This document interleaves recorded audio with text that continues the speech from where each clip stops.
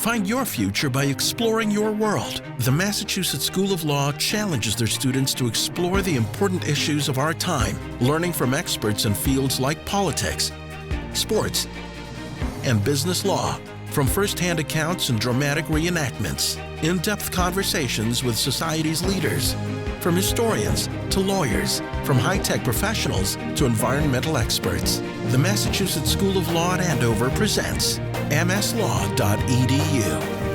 In the hour that follows, we will talk with Dr. Nick Trout about his life as an animal surgeon and his wonderful new book, Tell Me Where It Hurts. At 2:47 a.m., Dr. Trout received a phone call that starts another hectic day at Angel Animal Medical Center. His book, Tell Me Where It Hurts, takes us with him for the next 24 hours. As he fights for Sage's life, he handles other tricky diagnoses, and he reassures pet parents. He tells the story with humor, heartache, and inspiration. Dr. Trout, welcome to the show. Thank you for having me. I'm Diane Sullivan, your host for today's program. Dr. Trout, let's begin our discussion of your book at that 2:47 a.m. wake-up call from Dr. Hartman, who you know his dog is crucial to him. He's lost his wife. He tells you this is all he has. Tell us what that was like. Well, I think whenever you receive any call in the middle of the night, your brain is somewhere left on the pillow, and you've got to try and play catch up. Mm-hmm. And it doesn't take too long before, when you meet with an owner, when you speak to an owner, that you sense the motivation, the reason that you are there. That, I may be dealing with an animal, but this is a love triangle. There is a triangular relationship here between owner and animal, between animal and vet, mm-hmm. between vet and owner, and it has to sort of come together. And I think when you are lucky to share in this, see this relationship and see the intensity of the bond that exists and the importance of that bond, it weighs heavy on you, and it can be a huge motivational factor to say, time to wake up here and mm-hmm. let's get busy. Mm-hmm. So, how does the suffering in Mr. Hartman's eyes impact you personally? Well, I think you have to strike a balance here, because I think if you become a bumbling wreck, mm-hmm. Because you're so caught up in the intensity of what is happening, the fear of losing this dog for this man, you're not going to be any use to anyone, and so you're trying to keep that knowledge there, but at the same time be, surgically objective, to try to say, I've got to do my best for this animal, and I have to balance that between what I believe to be appropriate and what is, maybe going too far. And that's part of the essence of the book. Right. How far do we go, and when is that the right thing to do? And we like to think that when we go and see a doctor, that everything is black and white. And I think one of the things I wanted to convey was this huge gray area. And also that we in the medical profession, in whatever specialty, are human, and we're flawed, and we're fallible, and we make mistakes. But if our intent is still to do the right thing, then we can sleep well at night. You make it clear to me in your book that your primary obligation is to that suffering animal. Am I right about that? Yes, I think that has to be, there's going to be owners who are so caught up in their animal's pain, suffering, the loss of that animal, the potential loss of that animal, that they're losing sight of what is a reasonable thing to do, that they may be prepared to go to lengths that are not deemed reasonable, that are verging on, inhumane, or would be just prolonging suffering needlessly. And so I think you do have to say, I'm going to step in here, and that I can, hopefully based on my education experience, try to do the right thing by the animal, and then try to share why I'm doing what I believe to be the right thing with the owner. And in doing so, give them some comfort in what's happening and why we're doing these things. It's really, it's part of my philosophy that actually works nicely in the sense of the book, because I wanted the owner to be with me. when I see a client, I want them to share the experience that I'm going through, the diagnostic dilemma, the uncertainty of what is the right thing to do. These are our options. To take the owner on a ride in the same way as I'm taking the reader on a ride. You know, I wanted to say, come onto this side of the examination table for a while and see what it's like, and see that we're all trying to do the right thing, but it's not that clear cut, I walk in, you tell me what it is. Sometimes it is, and we get lucky, but a lot of the time we're going to have to try and discover that, and if we're going to do it, let's do it together. From your perspective, what role do pets play in people's lives? Just a ridiculously large one these days. I've tried to think about, you know, when this transition took place, and there's no clear line of demarcation, but certainly over the last 20 years, you know, the days where I would have an owner say, my dog lives outside in a kennel, seem to be over. I mean, it just doesn't happen. They are with the family, they are part of the family. And to some owners, a child, to be considered as important as a child in their life.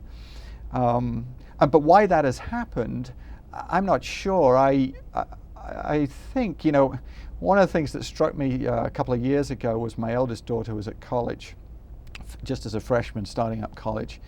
And I was there helping her settle in, and there was a room full of other students. And I was watching this whole group of freshmen who obviously, they didn't know one another, they were all a little nervous, a little anxious, really needed to sort of get into some social interactions here and talk to one another. And what do? They put the iPods in the ear, they pick up their cell phone, and they start talking. And I'm thinking to myself, is this what is the problem here? Because they can't form easy relationships. Right. Whereas suddenly the animals in our lives, they don't ask questions. They give love and affection. There's no worries about prenups and divorce. You know, this is a relationship that is guaranteed to last.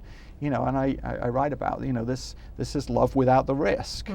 The downside being that when we embrace these animals in our lives, we know we are doing it for a finite period of time, that unfortunately the lifespan of a cat and dog is so short in relative terms that we are going to have to hold them in our hearts knowing we're going to lose them. And that's a tough part of this whole cycle. I joke about the fact that, you know, with the great care people are taking of their animals now, you know, 15 for dogs is the new 11. You know, and 24 for cats might be the new 15. Wow. You know, but if you look really over the last 20 years, the sort of quality of nutritional care, general health care, all the add-ons in the sort of high-tech surgery and medicine that we're now doing, animals are leading these longer, and not just longer lives because we want them around for longer, but healthier lives. And that is really good news. Yeah. I wonder if you'd tell us a little bit about Sage and your treatment of Sage.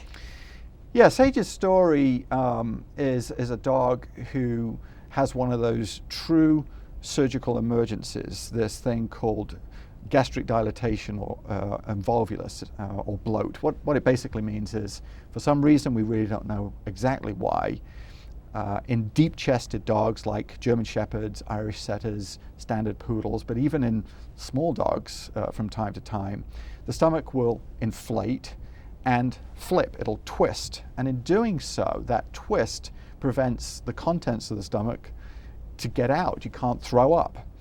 And so unchecked, this organ is swelling and dilating in the abdomen, it's pushing up on the chest, it's impeding the blood flow back to the heart, and it is potentially fatal within a very short period of time.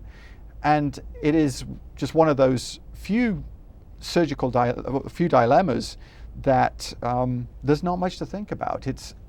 We're doing surgery or your dog will die. And so, you know, I chose to talk about this because it pushes me into a situation and pushes owners into a situation where they say, I have to act. There is no middle ground here. the very least I could do would be to say, I cannot afford to go ahead. I do not want to see my animal go through this, and I would put an animal to sleep. And so to me, it was this sort of perfect story to bookend the entire book and fill in along the way, so that you can keep up with this character and the animal and the whole relationship to see how is this going to turn out. And it really did have me on pins and needles. And I kept saying, well, he's not going to put this in the book if it doesn't have a happy ending. We're not going to open with this and rip my heart out, I hope. I wonder if we could talk for a few minutes about veterinary school. You say there are 28, am I right about that, Correct, in the yeah. United States? Tell me a little bit about who the typical candidate is, if there is such a thing, and what training is like. It's amazing to me. It's become such a humbling experience to me to see the incredible dedication of people who want to become veterinarians. And I talk about some of the differences between veterinary medicine and veterinary education in the United Kingdom, where I was born and started my education. In that, in the UK, you are basically a 16, 17-year-old kid in high school deciding, I want to be a vet, I'm going to apply to become a veterinarian, go to veterinary school, and be a DVM at 23, 24 years of age, all done. Versus the American system, whereby you would take your undergraduate degree, and at the end of which, with a more mature mind, be able to say, I really want to become a vet, and my GPA is very good. Talking to a graduate who was saying that minimum GPA would be 3.6 to apply to veterinary school, and less than that, that was going to be hard. And I'm thinking, wow, I don't know whether I would have got in, and then not only that, we're looking for a bright, active mind, someone who is demonstrating a lot of interest in animals, in animal welfare, as a veterinary technician, as a anesthesia technician. I mean, these kids are investing several years to get to a level that they are starting to look like a good candidate. And I think what is good about this is that by the time they go to veterinary school and have that ridiculous price tag on their education and come out with this massive debt, they are, and have already proven, they were hungry enough to want this degree that they don't care about the debt. They're going to get rid of that through a career that they think is wonderful and valid and justifies why they have gone along this path. One of the things that struck me about veterinarians in the UK, in 2006, the Royal Veterinary College did a survey of UK veterinarians and discovered, it asked the question, if you had this to do over again, would you do it? And 53% of veterinarians in the UK said yes. And when I read that, I said, whoa, that's okay for the yes, but what about the no? Well, it turned out that something like 20% said no and 27% said they were unsure. But that's nearly half the vets said they weren't sure, or worse, that they didn't want to do this over again. And I said, well, why is that? What is so fundamentally different here? Why have they said that I made a mistake? Well, maybe because, with those raging hormones of a teenager, how accurate can your look into the future be? And that you're also probably, maybe you've hung out at a veterinarian's practice, seen a couple of days here and there, but you really haven't lived this life. You're probably indoctrinated by the wonderful stories of James Herriot and believing that modern veterinary medicine can hold that for you. And so I think, when I first came to the United States back in '91, I was thinking, hey, isn't it great being so young and everybody is so much older than me and still receiving their education? But what I've come to believe is that the American system actually filters out for those truly dedicated to become veterinarians and those who will reflect back on life and say, that was the right thing to do. Because these these guys are coming out with $120,000, $200,000 debt.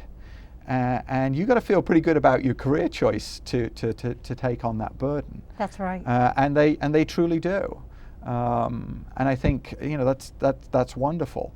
I wonder if veterinary education costs quite as much in the UK, whether the same would be true. And I also wonder, you know, it'd be interesting to ask the same question, would you do this over again, to the American veterinary population? And my sense would be the vast majority, a much higher majority than 53% would say yes. Yes, I was curious about that as you were talking about that study. I wonder if you could talk for a little bit about the change for women in veterinary school. I bet 30 years ago there were very few. No, very few. I can't remember the exact statistics, but I want to say something like in 1968, there was something like 8% of the veterinary student body was female, and now it's over 75%. Wow. Yeah, I mean, a huge transition. And there's been a lot of dangerous debate as to why that has happened. What was very nice to see was, I think, people said that perhaps low salaries had allowed women to drift into the profession, or that women drifting into the profession had caused a decrease in salary. And it was very clearly proven that was not the case.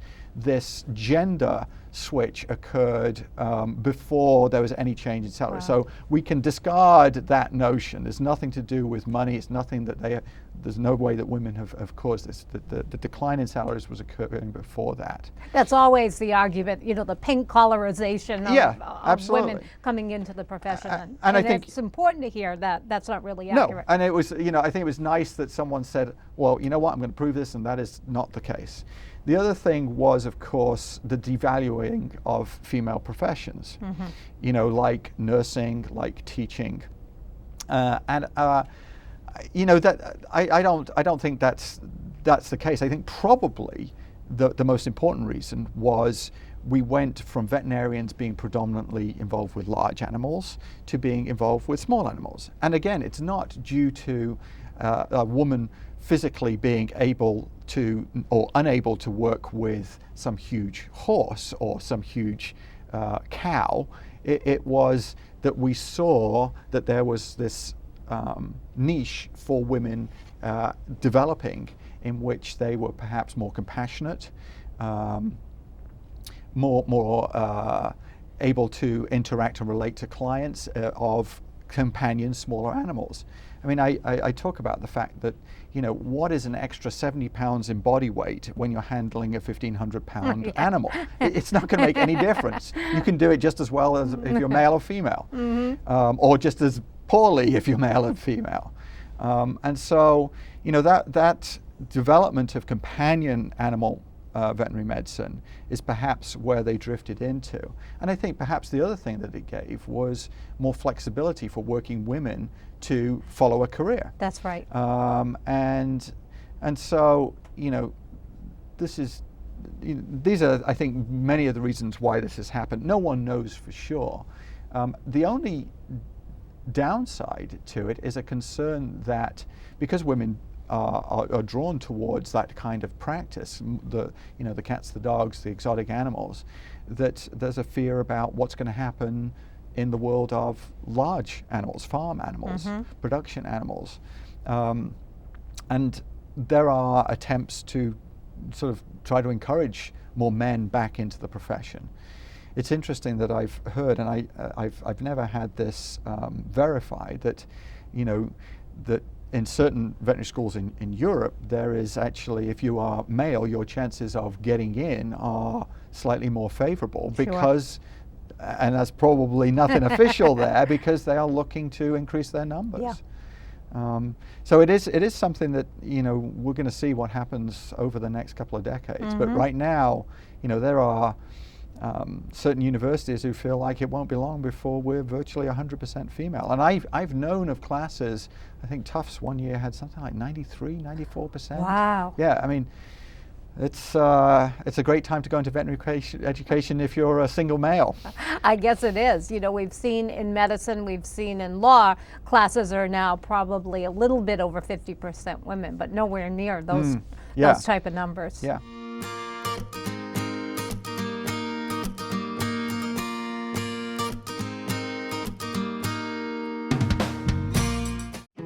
From day one, I knew I took the right step. The Massachusetts School of Law is challenging, but you feel welcomed and supported at every turn. You're learning the professional skills you need to get hired. From professors with real-world experience. Trust me, that makes a huge difference. I now have a job I love, and the best part is, I'm not in debt. No LSATs required. Teachers that make a difference at the most affordable law school in New England, the Massachusetts School of Law. Your future starts here.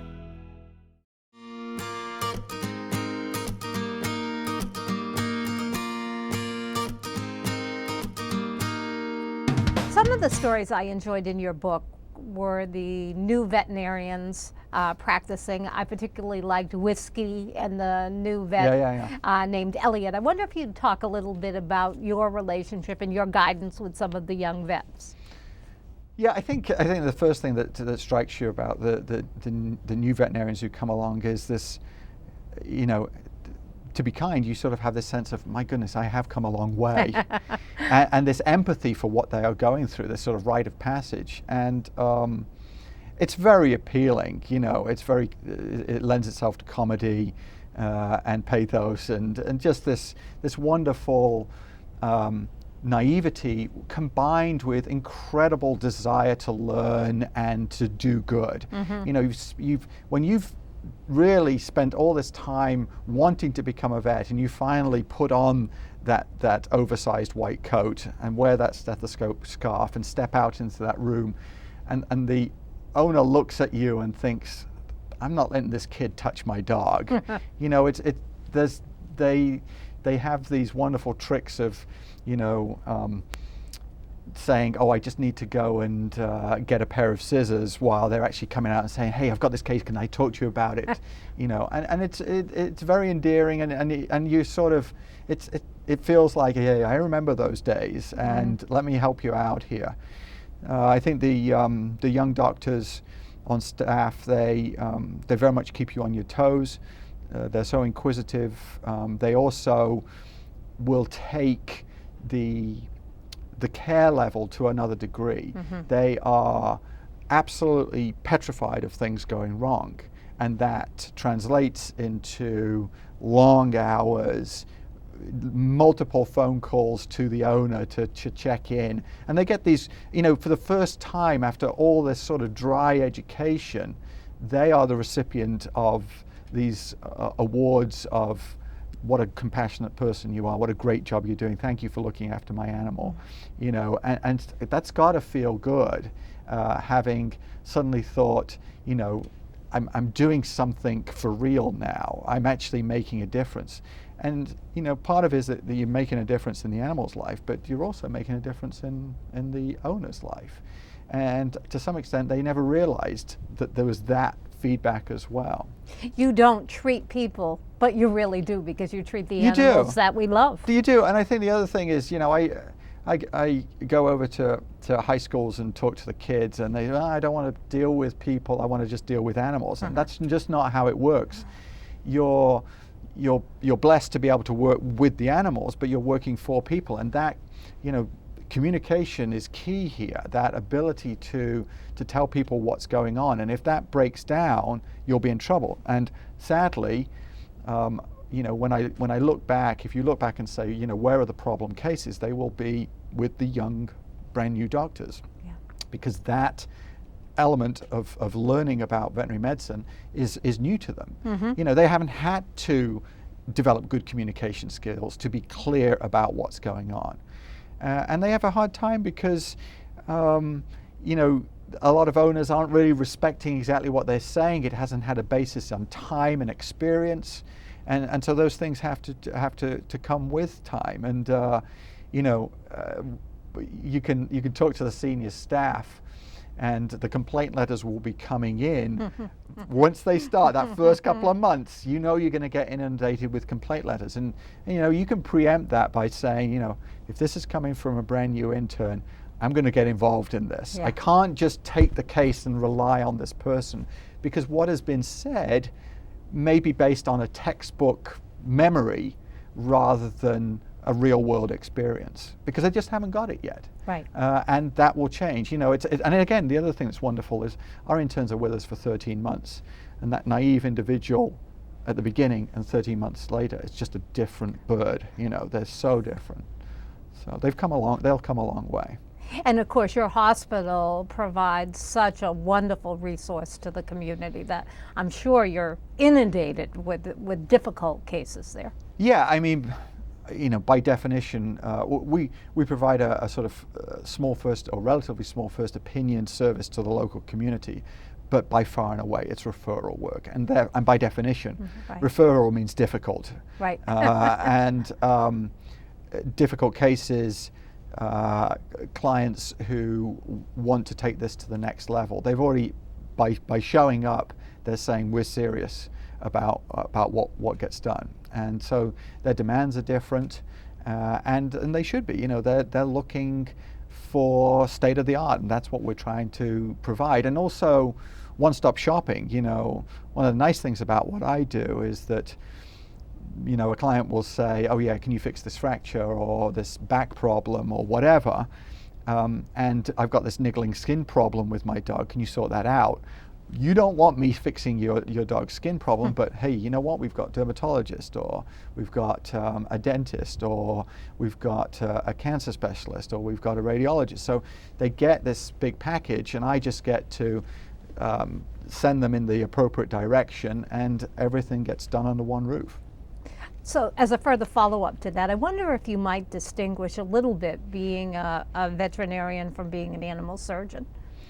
Well, I think, you know, we come out as veterinarians or veterinary surgeons, but to be a surgical specialist, you go through an internship program, a 3-year residency program that requires you to see certain types and variety of cases. It's all mentored. You have to submit papers for publication in peer-reviewed journals, as well as sitting a vigorous examination, and at the end of that you are certified to be a board certified specialist in surgery, and there are multiple other areas of specialization. So you have gone from being a general practice veterinarian 4 years later to have the potential to become a surgical specialist. That is different from human medicine, in which, you know, you are an MD and then you go on. Part of your training is to do an internship residency, become boarded. Right. That is automatic. About 20% of veterinarians now choose to go on to this extra training, and that is optional. It's not, you know, quotas are to be filled throughout hospitals throughout the country in human medicine. These are going to be cream of the crop. You're going to be filtered off. You're going to be selected from all those people who want to become interns or residents in their different areas. And so, you know, there may only be 3 residency programs in the country in ophthalmology 1 year or something like that. So you can imagine these are fiercely competitive programs to get into. But the difference is, you know, I started out wanting to become this sort of James Herriot type, you know, jack of all trades, and very quickly got sort of closed down to being just a surgeon. And so I have this very tight focus, and there's whole wealth of general practice that I really know very little about or remember, but not that much detail about general health care of animals. So, you know, you would come to, it's just like you and I, you know, if you need your appendix out, you're not going to your general practitioner. You're going to go find a surgeon, and you might find a specific surgeon, and that's how it's become in veterinary medicine, which again reflects, I think, the animal owning public's desire for the best quality of care. You know, there was a time when you'd go to your veterinarian, your general practice, and you say, oh, well, I have a go. You know, I've done one of these before. Those days are over. We want someone who's experienced, who's done thousands, and that's what we demand. What are the typical type of surgeries you perform? I remember one dog in the book, I think it was Jacob, don't hold me to it, amputation of a leg. Tell the audience about the different type of surgeries you routinely perform. Yeah, I mean, it you know, I do probably something like 80% of what I do is orthopedic surgery. So that's, you know, hip replacements, cruciate ligament, Tom Brady knee surgery, and scoping joints, putting cameras inside joints, looking around, taking out chips and fragments and what have you. And there's a whole, and fractures and spinal surgery for dogs with slipped discs. So there's a whole lot of sort of orthopedic stuff, and then there's a whole lot of soft tissue stuff. One of the things that's nice about my job is that one day a week I'm the emergency surgeon, which means anything could happen. Yeah. You know, it could be just a straightforward broken leg. It could be some sort of heart-related surgery. You know, there's you know, your imagination can go anywhere, and skin grafts for dogs or whatever. So the variety is still there, and is also there at a very high level. There are certain places in the country that will do renal transplants. There are certain places in the country that will do open heart surgery. These are you know, little niches that certain people get into.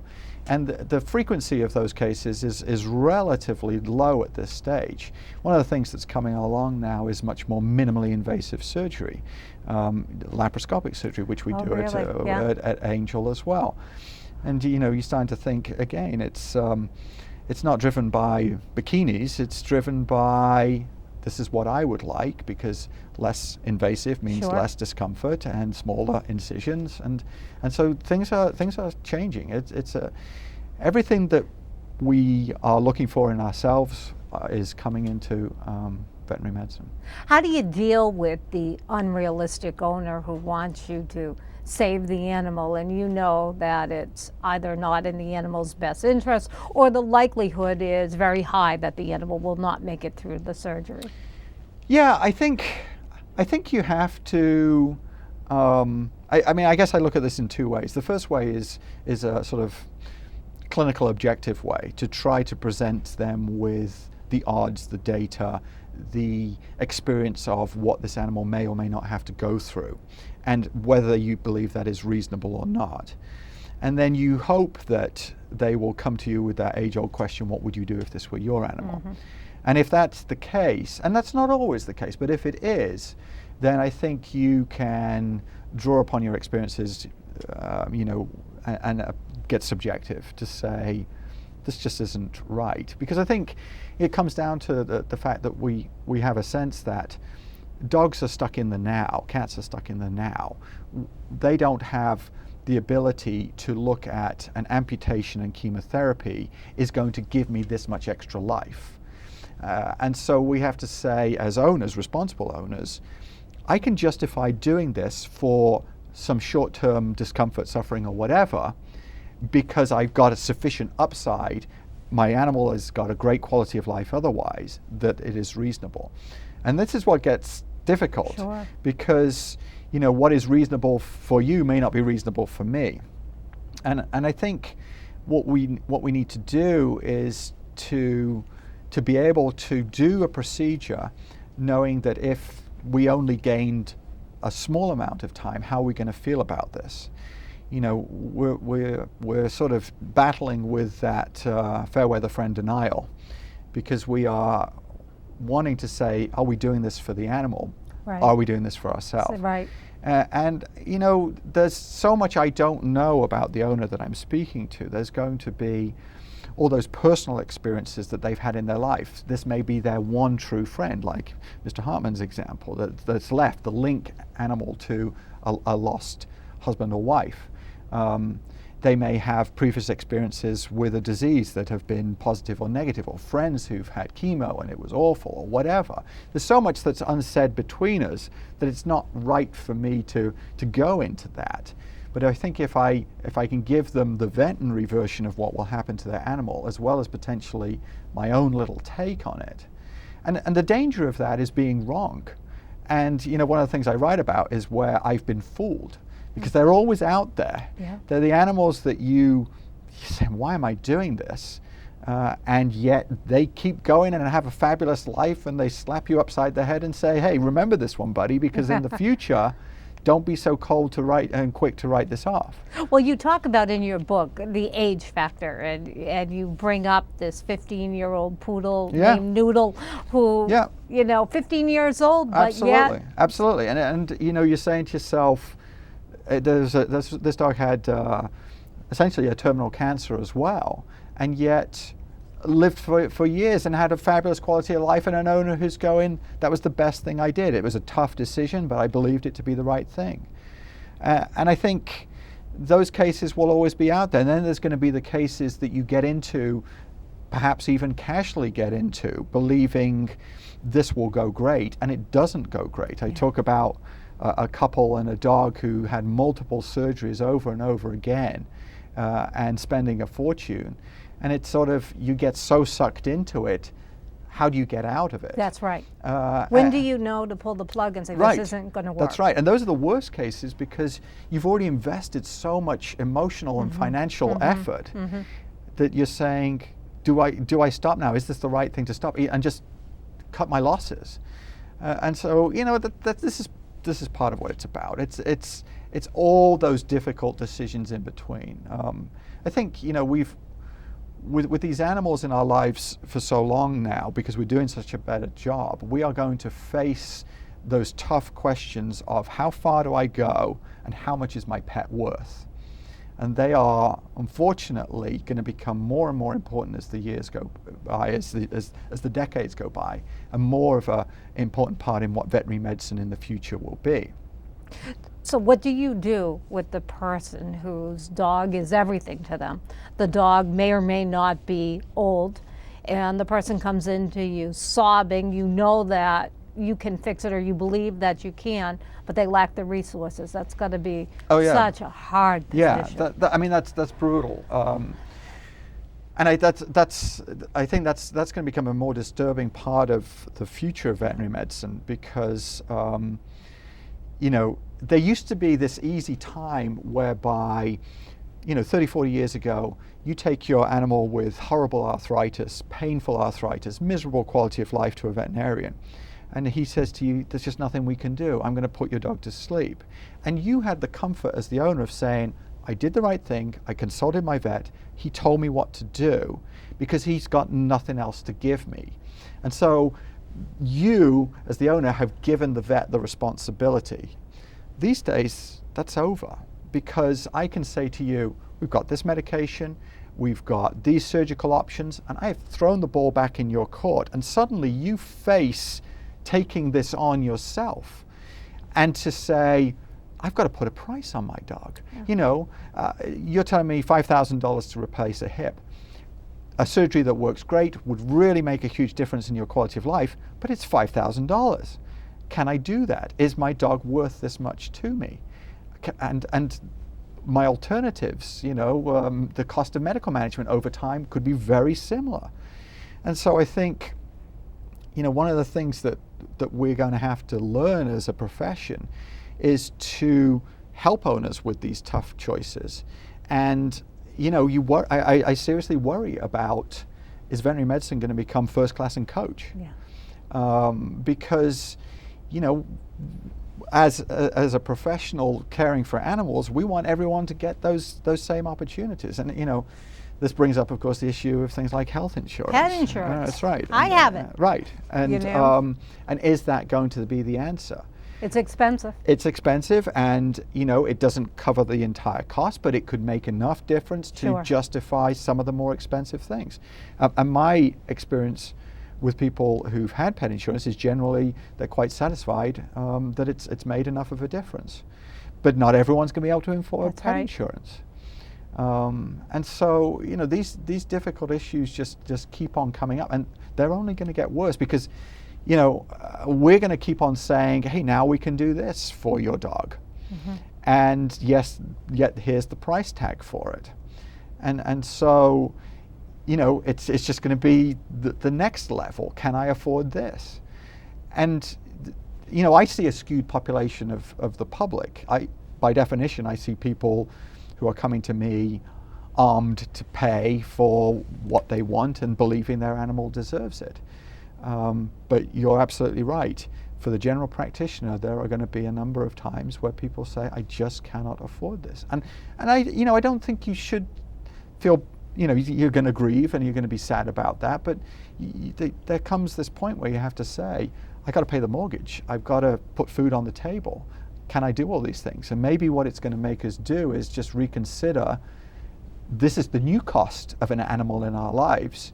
Can we afford to have them? Yeah, I wish that were true. I wish that people would, right at the beginning, understand the financial commitment or maybe see pet insurance, because I would like to think there's a way that we can solve this problem, just like we need to solve it for people. Yeah, absolutely. Yeah, absolutely. Something you talked about in your book that I think is an important message, painkillers now that can help arthritic dogs, something such as Rimadyl. Then there'll be a quick piece on the internet or on the TV and everybody's worried, oh my God, I'm going to kill my dog if I continue to give this painkiller. So I wonder if you might comment on some of the anti-inflammatory medications. Sure. Well, I mean, it's you can't watch the primetime television news and not see these ads, which it seems to me has almost become more disclaimer than actual benefit.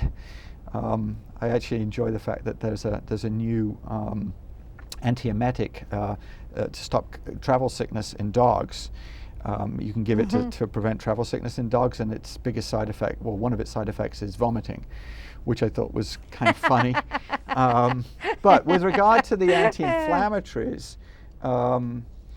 yeah, they've come along, and they came along with FDA approval in the 90s, and this was the greatest gift for so many pet owners, and its involvement in the veterinary world sort of coincided with the growth of the internet, and when things started to go wrong for the first time, here was a place to vent about your pet having a problem. And in some instances, with animals dying, just as humans die from as basic things as aspirin and penicillin every year, some pets had problems with anti-inflammatories. And the bottom line here is, with all of the various anti-inflammatories, they've gone through very rigorous examination by the FDA. And one of the things that we talk about is that they all have something like 0.2% have complications. And so extremely low risk drug, 99.8% you're going to be absolutely fine. And those complications are going to be GI upsets or not feeling great off food, the kind of thing that we're now sufficiently tuned into to say, hey, I'm going to stop this and we'll try another one. You might prefer Tylenol, I might prefer Advil. It's the same thing we can do for dogs. And I think if an owner's uncomfortable having read something scary on the internet, and let's face it, there's a lot more scary stuff than there is good stuff, then we can find something else. And that's one of the nice things that's happened in the last couple of decades, is that we now have options. You don't have to feel tethered to one type of anti-inflammatory medication. My dog Akuna died 2 years ago, but had spent the last, say, 4 years on Rimadyl, and it was changed from time to time to other anti-inflammatories, but had done very well with it. And somebody sent me one of the internet sites, do you want this to happen to your dog? And you see the dogs, and even I panicked, and I did just what you said. I called my vet and said, I'm concerned, I saw this, and they said, really, this dog has been fine for how long? And really it made the quality of his life so good. Well, I think we do have these knee-jerk responses to those kind of stories, and naturally so.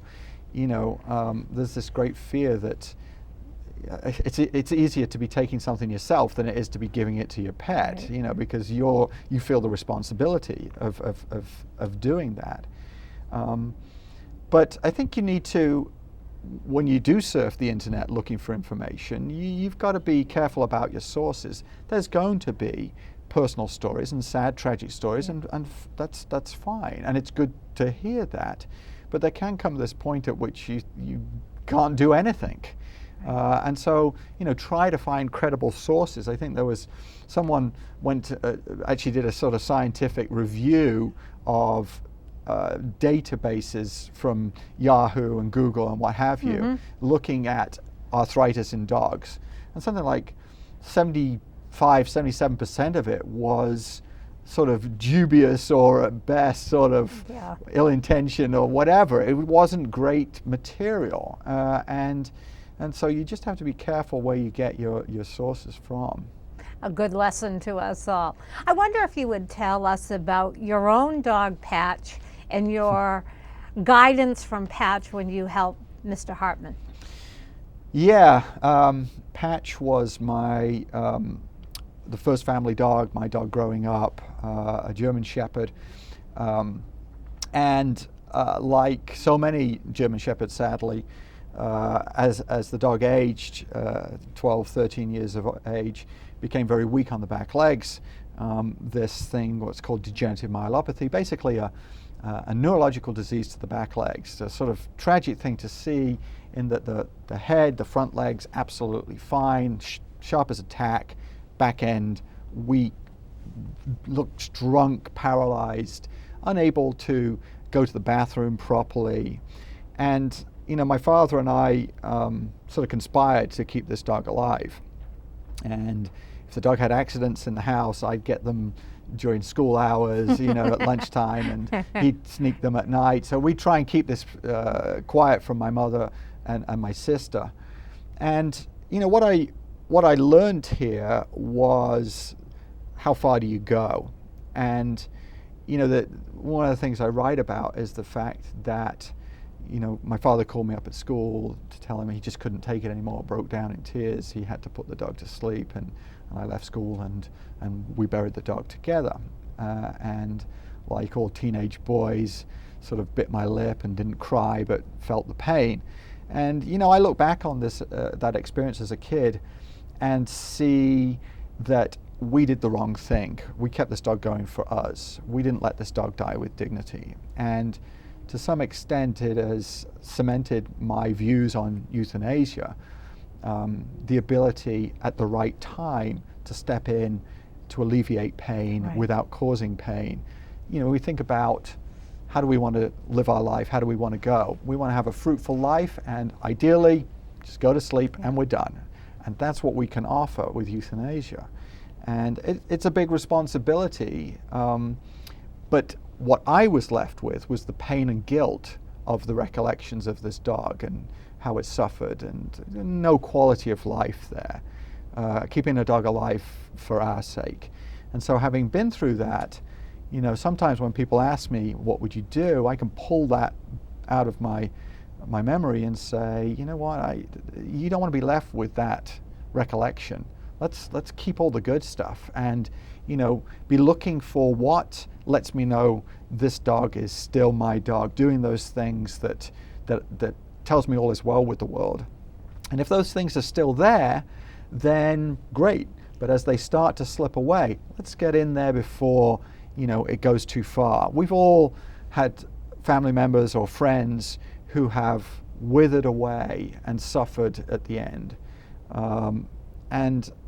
You know, we don't need to do that, you know, because I think part of our responsibility of pet owners is not only through all the good times, it's through the bad times. And again, it comes back to that taking on an animal, knowing there's going to be that time at the end. And I think we just have to step up at that point as well. Invaluable advice to us all.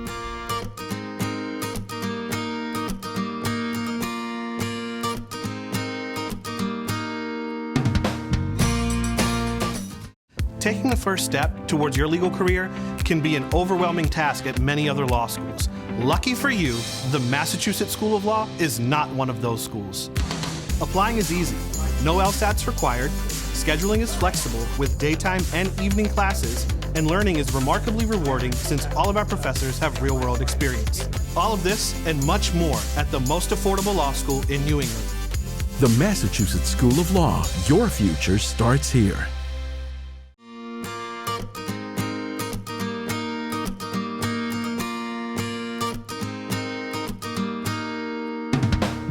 Since we're going back in time, tell us about your decision to be an animal surgeon or to be a veterinarian. It was a great story. Oh, yeah. It was one of those things where my father was an obsessive James Herriot fan. You know, I used to watch the shows with him, and I got this sense I was being sort of indoctrinated, and as a teenage boy rebelled against that. And he just sort of said to me, why don't you go hang out for a day at our local practice? And so I did, and the vet I was there with, a guy called Ryan James, a wonderful guy, very much just sort of enjoyed involving me in the day's events. And the climax really for me was being involved in a cesarean section birth of a dog, and literally being given this newborn puppy and told to resuscitate this animal. And just, it wasn't Road to Damascus stuff, but it was the connection to this feeling of, wow, look at this career, look at this job. 1 minute I am an orthopedic surgeon, 1 minute I'm in a field with a cow, next minute I'm a dentist. There's so much variety, so much variation, and what a wonderful career this would be. And that was it for me, really. From that moment on, I said, this is what I wanted to do. And it was hard to tell my father that.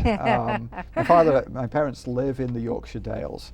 I mean, they live right in the heart of Heriot country, and I think I must be a huge disappointment to them in terms of not being that James Heriot type veterinarian. In fact, I met James Heriot when I was a teenager, but I also spent some time working as a student during my veterinary education in the Yorkshire Dales.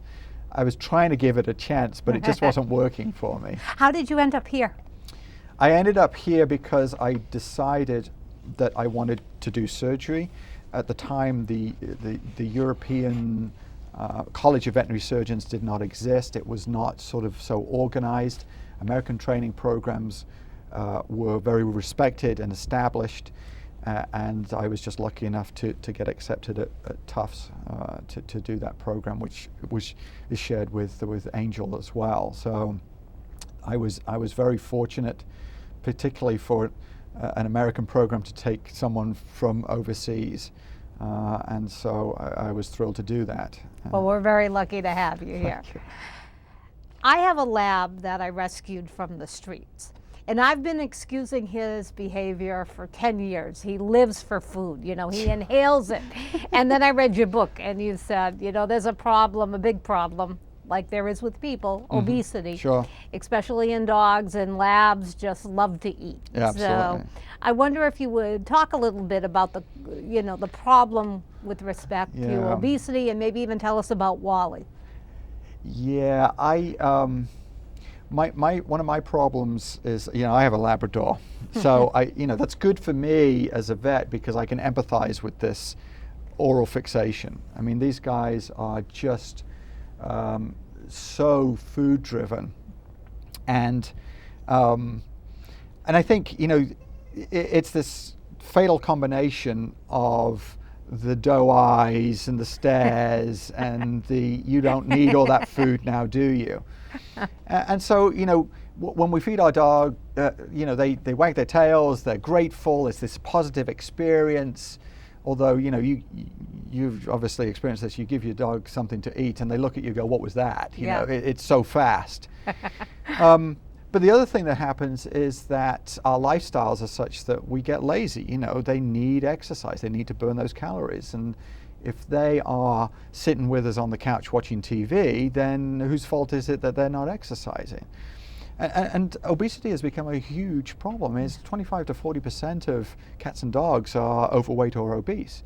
And what's interesting, of course, is that all those things that we were worried about in terms of type 2 diabetes, kidney disease, arthritis, heart disease, all the things that you and I fear if we get overweight are what's happening to dogs. And so we are like this, pets are like this microcosm of our society, that we are seeing all those issues. And it's, now we have for dogs this drug called Slentrol, which is a oral appetite suppressant. it works very well to suppress even a Labrador's appetite. I'm all ears. But one of the things that you're looking at me, you haven't heard of this. No, I haven't. You haven't heard of this for a reason, because one of the marketing issues is, if it works so well for your dog, why can't I take it? And one of their biggest fears is people using it on themselves. Oh my. And so, I've met many clients who've used it and been thrilled with it. You have to then adjust diet and exercise and those kind of things, but it will even work for those challenging Labradors in your life.